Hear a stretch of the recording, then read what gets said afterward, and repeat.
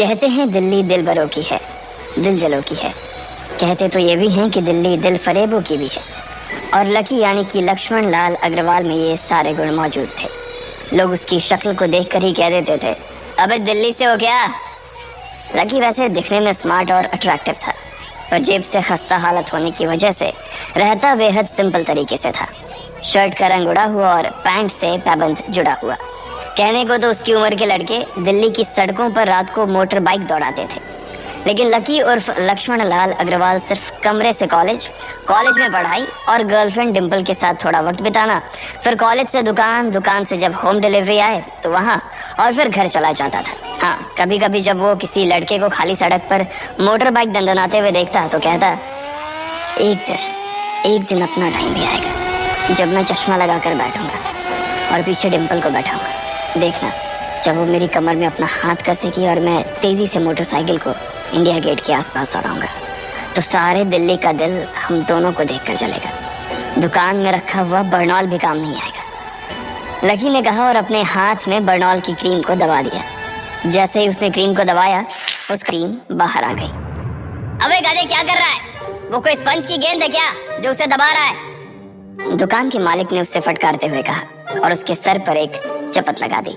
Sorry sir. Lucky ने अपना सिर बचाते हुए कहा। वो करोल बाग में स्थित एक छोटी सी मेडिकल स्टोर पर काम करता था। उसकी दुकान का नाम था चमन मेडिकल स्टोर और उसके ओनर का नाम था चमन लाल। लकी पिछले 5 साल से इन्हीं की दुकान पर काम कर रहा था। यहाँ इस छोटी सी शॉप पर काम करना उसकी मजबूरी थी।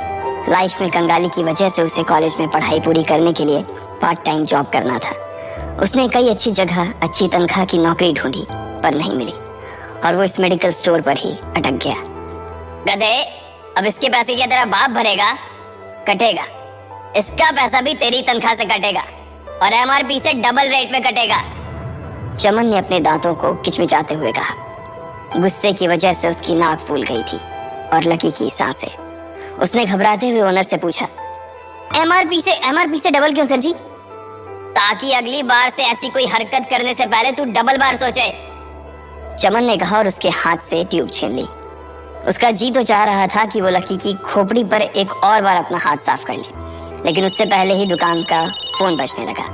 फोन की घंटी बजते ही लकी को वहां से निकलने का मौका मिल गया और वो भागते हुए फोन उठाने के लिए चला गया। हेलो जी, करोल बाग के बेस्ट मेडिकल चमन मेडिकल स्टोर से बोल रहा हूँ, बताइए क्या काम था? ये लकी की पेटेंट लाइन थी। चाहे कहीं से भी फोन आए, लेकिन उसे फोन पर बस यही बोलना था। जैसे ही इधर लकी ने अपनी बात कही, उधर से जवाब आया, मैं ब्लूइंग नाइट होटल के कमरा नंबर 303 से बात कर रहा हूँ। एक छोटा सा ऑर्डर है, नोट करो और जल्दी से होटल पर डिलीवर करवा दो। वो एक लड़के की आवाज थी। उसकी आवाज में काफी भारीपन और एक अजीब सी जल्दबाजी थी। जैसे ही लकी ने वो आवाज सुनी, पता नहीं क्यों उसे वो आवाज जानी पहचानी सी लगी। जी सर, बताइए आपका क्या ऑर्डर है? हाँ तो लिखो, हार्ट प्ले के 2 पैकेट और 1 पैकेट टिश्यू। लकी, जो कि अपना पेन लेकर खड़ा था, हार्ट प्ले का नाम सुनते ही झिझक गया। असल में हार्ट प्ले नाम का एक कंडोम आता था और इसलिए उसका नाम सुनते ही लकी शर्मा गया था।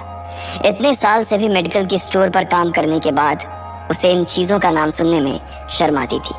हेलो भाई, लिखा कि नहीं लिखा? उस आदमी ने फिर से लकी से पूछा।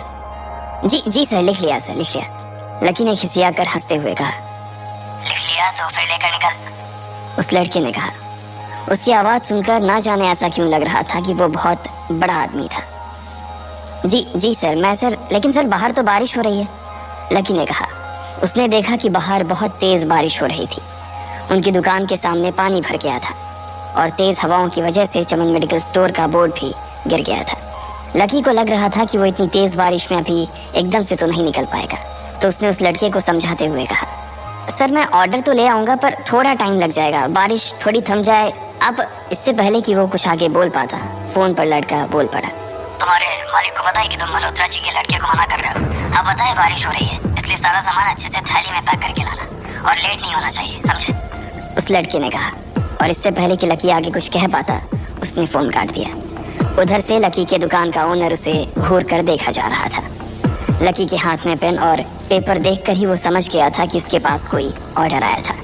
आज वैसे भी इतनी बरसात होने की वजह से सुबह से इक्का दुक्का ग्राहक ही दुकान पर आए थे।